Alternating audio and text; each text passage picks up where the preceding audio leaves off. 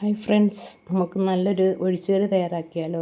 ചോറിനും ചപ്പാത്തിക്കും പറ്റിയ നല്ലൊരു അടിപൊളി ഒഴിച്ചുകറിയാണ്. അപ്പോൾ ഇതുണ്ടാക്കാനായിട്ട് അധികം സാധനങ്ങളൊന്നും വേണ്ട. കുറച്ച് മുരിങ്ങയില, കുറച്ച് പരിപ്പൊക്കെ ഉണ്ടെങ്കിൽ നമുക്കിത് അടിപൊളിയായിട്ട് തയ്യാറാക്കാം കേട്ടോ. അപ്പോൾ ആദ്യം നമുക്ക് കുറച്ച് പരിപ്പ് വേവിച്ചെടുക്കാം. ഒരു 1/2 കപ്പ് പരിപ്പ് ഞാൻ വെള്ളത്തിൽ കുതിർത്തിട്ടുണ്ടായിരുന്നു. അത് ഒന്ന് വേവിച്ചെടുക്കാം. കുക്കറിലേക്കിട്ട് ഉപ്പും ആവശ്യത്തിന് വെള്ളം ഒഴിച്ച് അടുപ്പിൽ വെച്ച് 2-3 വിസിൽ അടുപ്പിച്ചെടുക്കാം കേട്ടോ. അപ്പോൾ ഞാൻ ഇത് അടച്ച് അടുപ്പിൽ വെച്ചിട്ടുണ്ട്. 2-3 വിസിൽ വരട്ടെ. ഇപ്പോൾ ഒരു 3 വിസിലൊക്കെ വന്നിട്ടുണ്ട്. പരിപ്പ് നന്നായിട്ട് വെന്ത് വന്നിട്ടുണ്ട് കേട്ടോ. ഇനി ഇതിൻ്റെ അരപ്പ് എന്താണെന്ന് നോക്കാം. അതവിടെ ഇരിക്കട്ടെ. അരപ്പ്: 1 മുറി തേങ്ങ, 1/2 ടീസ്പൂൺ മഞ്ഞൾപ്പൊടി, 1/2 ടീസ്പൂൺ ജീരകം, ഒരു 3-4 അല്ലി വെളുത്തുള്ളി, 4-5 ചെറിയ പച്ചമുളക്, ഒരു 3-4 അല്ലി ചെറിയ ഉള്ളി. ഇതെല്ലാം നന്നായിട്ടൊന്ന് അരച്ചെടുക്കണം. ഇനി അടുത്തായിട്ട് ഇതുണ്ടാക്കാനായിട്ട് ഒരു പാൻ അടുപ്പിൽ വെച്ച് കുറച്ച് എണ്ണ ഒഴിച്ച് കൊടുത്തിട്ടുണ്ട്. വെളിച്ചെണ്ണയാണ് ഒഴിച്ച് കൊടുത്തത്. അത് ചൂടായി വരുന്ന സമയത്ത് നമുക്കതിലേക്ക് 1 ടീസ്പൂൺ കടുക് ഇട്ട് കൊടുക്കാം. ഇനി കടുക് ഒന്ന് പൊട്ടി വരട്ടെ. കടുകെല്ലാം നന്നായിട്ടൊന്ന് പൊട്ടി വരുന്ന സമയത്ത് നമുക്കൊരു 3-4 ഉണക്കമുളക് കീറി ഇതിലേക്ക് ഇട്ട് കൊടുക്കണം. കടുകൊക്കെ ഒന്ന് പൊട്ടി വരട്ടെ.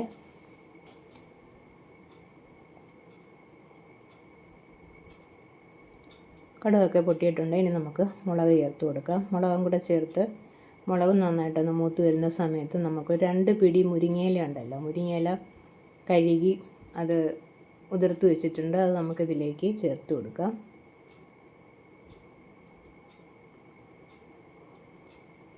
മുരിങ്ങയില എണ്ണയിലൊന്ന് വാടി കിട്ടണം കേട്ടോ. ഒന്ന് ഇളക്കി കൊടുക്കാം. മുരിങ്ങയിലൊന്ന് വാടി വരട്ടെ. ഒരുപാട് മൊരിഞ്ഞു പോകേണ്ടതൊന്നുമില്ല, ഒന്ന് വാടിയാലും മതി കേട്ടോ. വാടിക്കിട്ടട്ടെ. മുരിങ്ങയിലൊക്കെ ഒന്ന് വാടി വരുന്ന സമയത്ത് നമുക്ക് അരച്ചു വച്ചിരിക്കുന്ന അരപ്പും തക്കാളിയൊക്കെ ചേർത്ത് കൊടുക്കണം. ആദ്യം നമുക്ക് തക്കാളി ചേർത്ത് കൊടുക്കാം. തക്കാളി ചേർത്തിട്ട് നന്നായിട്ടൊന്ന് വഴറ്റാം. മുരിങ്ങയിലയും തക്കാളിയൊക്കെ ഒന്ന് വഴന്ന് വരുന്ന സമയത്ത് നമുക്ക് അരച്ചു വച്ചിരിക്കുന്ന അരപ്പ് ഇതിലേക്ക് ചേർത്ത് കൊടുക്കാം. ഞാൻ ഒരു ഇടത്തരം തക്കാളിയാണ് ഇതിലേക്ക് ചേർത്തിരിക്കുന്നത്. കുറച്ച് അരപ്പ് വെള്ളവും കൂടി ഒഴിച്ചു കൊടുത്തിട്ടുണ്ട്. നമ്മുടെ ഒഴിച്ചുകറിക്ക് എത്ര കൺസിസ്റ്റൻസി വേണോ വെള്ളം അതനുസരിച്ച് നമുക്ക് ചേർത്ത് കൊടുക്കാം കേട്ടോ. ഇനി നമുക്ക് വേവിച്ച് വെച്ചിരിക്കുന്ന പരിപ്പാണ്, അത് ഇതിലേക്ക് ചേർത്ത് കൊടുക്കാം. പരിപ്പും കൂടെ ചേർത്ത് മിക്സ് ചെയ്തതിന് ശേഷം ആവശ്യത്തിനുള്ള വെള്ളം നമുക്ക് ചേർത്ത് കൊടുക്കാം. ചപ്പാത്തിക്കൊക്കെ ആണെങ്കിൽ ഈ പരുവത്തിൽ ഇത്രയും വെള്ളം മതി. നമുക്ക് ചോറിൻ്റെ കൂടെ ആണെങ്കിൽ കുറച്ച് വെള്ളം കൂടെ നമുക്ക് ചേർത്ത് കൊടുക്കാം. ഞാനിവിടെ ചോറിൻ്റെ കൂടെയാണ് ഇത് തയ്യാറാക്കിയിരിക്കുന്നത്. അതുകൊണ്ട് കുറച്ച് നീണ്ട പരുവത്തിലാണ് ഞാനിത് തയ്യാറാക്കിയെടുത്തത്. പിന്നെ ഈ സമയത്ത് നമുക്ക് ഉപ്പൊക്കെ ഒന്ന് നോക്കാം. ഉപ്പ് കുറവുണ്ടെങ്കിൽ ചേർത്ത് കൊടുക്കാം. ഞാൻ നോക്കിയപ്പോൾ പുളി കുറവായിരുന്നു, അതുപോലെ തന്നെ ഉപ്പും അല്പം കുറവായിട്ട് തോന്നി.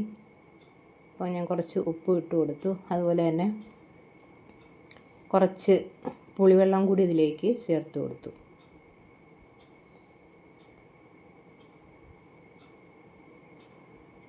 ഉപ്പ് കറക്റ്റായിരുന്നു. ഇനി കുറച്ച് പുളിവെള്ളം പിഴിഞ്ഞും കൂടെ ചേർത്ത് കൊടുക്കാം.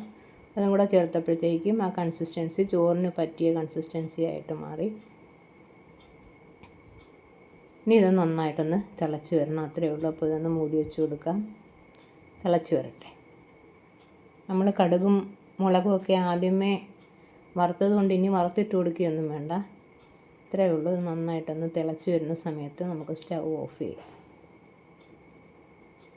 ഒരു അടിപൊളി കറിയാണ് കേട്ടോ. അപ്പോൾ ഇത് എല്ലാവരും ഒന്ന് ട്രൈ ചെയ്ത് നോക്കണം.